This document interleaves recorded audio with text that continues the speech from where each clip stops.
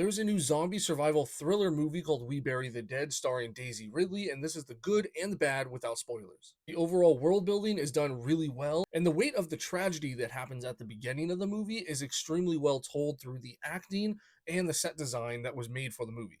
I will say Daisy really did an amazing job in this role. The entire movie is actually based around grief and how she's dealing with it, and she does a phenomenal job portraying those emotions. I will say that the trailer for this movie paints it as more of a thriller than it actually is. It's actually a movie that's exploring grief and how multiple people, not just our main protagonist, deal with grief. Our two protagonists, Ava and Clay, are actually volunteers who came to this island to help with said tragedy that happens at the beginning of the movie, and she has an alternative motive to go across the island to find her husband, and he helps her with that. And it's basically just the journey of that. I will say that the overall scene between Ava and Riley was much longer than it should or needed to be. I do say that it does help the plot move forward about grief and how other people deal with it, but I do think it just ran a lot longer than it should have. Now, to speak more on the horror aspect of the movie, there really wasn't much horror besides the world building and some of the amazing practical effects that they were able to pull off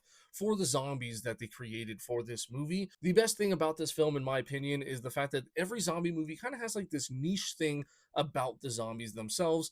These zombies have a very niche thing that every single one of them does, and I really liked it because it kind of just gave me this gritty feeling and made me get chills all over my body and made me very uncomfortable. I really liked that aspect. In my opinion, there's really only one true jump scare in this entire film. So if you don't want to see this because of jump scares, don't let that deter you. But everything else was really just more about making you uncomfortable or making you feel sad for everyone in the movie because it's all about grief.